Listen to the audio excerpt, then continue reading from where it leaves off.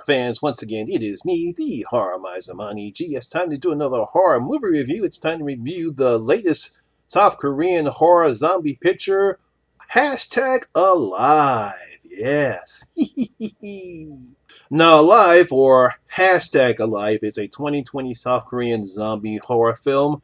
Now, I'm going to have some problems trying to pronounce these guys' names. Let's see, it was directed by Chung Yi-young, and it was written by him and his American co-creator Matt Naylor. Now, this stars Woo Young-woo, actually not Woo Young-woo, Woo Ah-ying and Park Shin-hee. Yes, I got those names correct. Now, the premise of this movie is very simple. The rapid spread of an unknown infection has left the entire city in chaos, but only one survivor remains alive in isolation, and this is his story. Yes. Now, there have been plenty of good horror movies from South Korea, such as The Wailing, The Host, and A Tale of Two Sisters, but none has been more popular as Train to Busan. Most American horror fans love that movie and the sequel Peninsula, which was released earlier this year on Netflix. So director Chung Yi-young, along with his American screenwriter Matt Naylor, brings to us the latest South Korean zombie horror movie, Alive, or #Alive. And there's a reason why they have that stylized as the title for this movie. Now, the setup here is very simple as we're introduced to video game vlogger Jung-woo, who, while living in an apartment complex with his family, wakes up to see that the entire complex and the city itself has been overrun by a zombie infection outbreak. Yes. Now, I know what you're thinking. Didn't we see this same setup from the French zombie movie The Night Eats the World? Yes, it's the same setup, but unlike the 2017 French horror movie, this one has more humor and the survivor relies more on modern technology. Night Eats the World took a more serious approach to that type of setup. This here sort of has a combination of humor and seriousness to its tone. Now, the director chose waste no time in getting the action started, as the infection takes place very quickly, setting up the premise within the first 20 minutes of the movie. We see Woo, he wakes up during the morning time, he's getting ready to do his next video game blog. Next thing you know, he hears a bunch of crap down the street. His internet goes out, he doesn't have internet, and he sees all these people scrambling and running away. And by the time he realizes what's happening, he understands that there's a zombie outbreak. There's one nice scene in the movie where this guy breaks into his apartment. Next thing you know, I think about 5 minutes into the movie, we actually see him transform, and he kicks the guy out of his apartment. And that kind of is a nice way to set up the movie.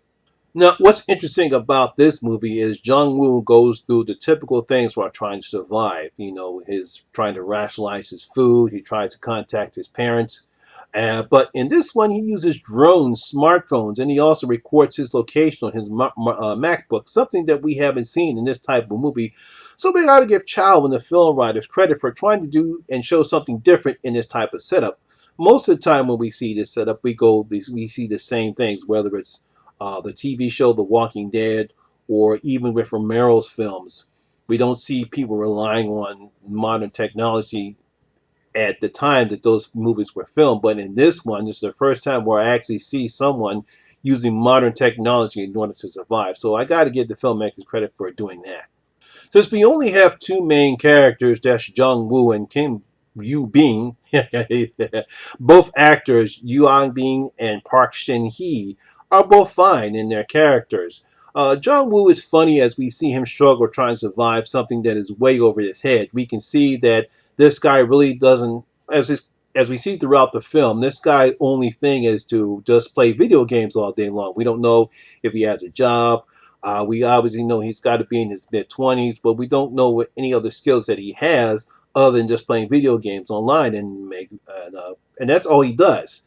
So in this type of situation, we see him struggle throughout the day, and some of the scenes that we see him in, it's kind of funny.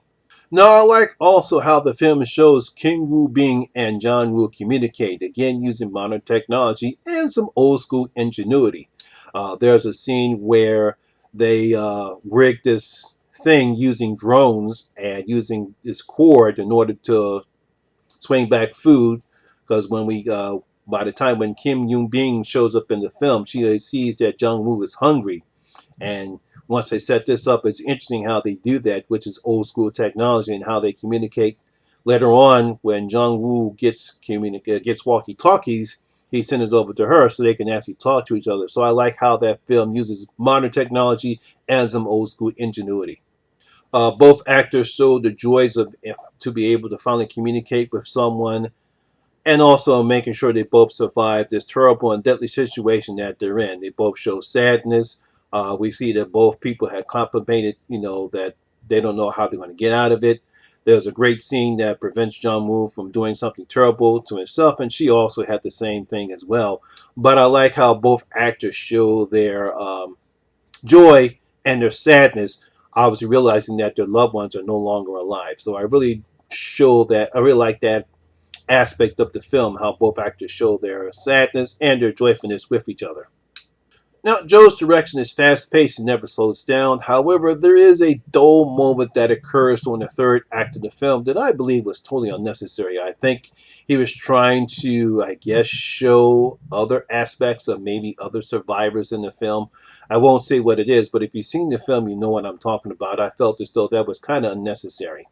Now, similar to the zombies that we saw in Train to Busan, the zombies in this one, they attack in hordes and they tend to bunch up and crawl over each other, almost similar to World War Z, but actually, they're not CGI, whatchamacallums. They leap, they crawl, they attack. We really don't see them actually, we see them biting each other, but unlike Romero's zombies and in his zombie films, when you actually see them pulling up um, how can I say this, gore. We actually see them eating them. You only see them biting them, but that's one of the things I like about with South Korean horror films. They don't be as gory as they don't. They're not as gory because Train to Busan is not as gory as Morel zombie films. But these zombies are still deadly, and I like that aspect of what they do with their zombie films. I also like the makeup effects they put on the zombies. They're bloody and gruesome looking. There's this one scene where this fire person who looks very terrible. He's got blood all over his face, and he looks very scary looking. So I love that aspect. Also, as I stated before, there isn't a lot of gore as you see in American zombie movies, but it's enough to make these zombies just as dangerous as the zombies in Romero's films.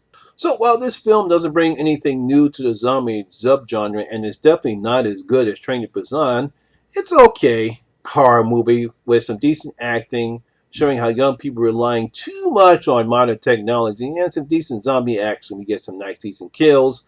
Like I said, if you're looking for a gore fest, you're not going to find it here. It's just like I said, it's nice, it's charm-winning, it's funny, has some funny aspects. The actors were pretty good, and I really did enjoy this film.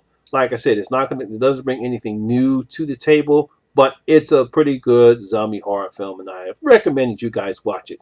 So, I'm going to give hashtag alive 3 out of my 5 bloody gold coins. Yes, I'm going to give it 3 out of my 5 bloody gold coins.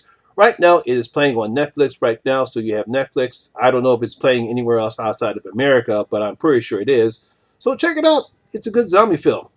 So there you have it. That's my video and review of hashtag alive. Yeah, though. It's a nice, catchy title. And again, it plays on modern technology and social media, so that's hence the hashtag alive or just alive. If you like this video, please give it a thumbs up. Have you seen Alive? If you've seen it alive, did you think about it? Do you think it was funny? Do you think this is a pretty good addition to South Korean zombie horror pictures? Leave your comments on the comment section below and tell me what you thought about hashtag alive. Once again, I want to thank you very much for watching my video for this time. And as always, my name is Lamont Smith, better known as the Horror Miser Monty G. And always remember, horror rules. I'll see you in my next video. I'm out.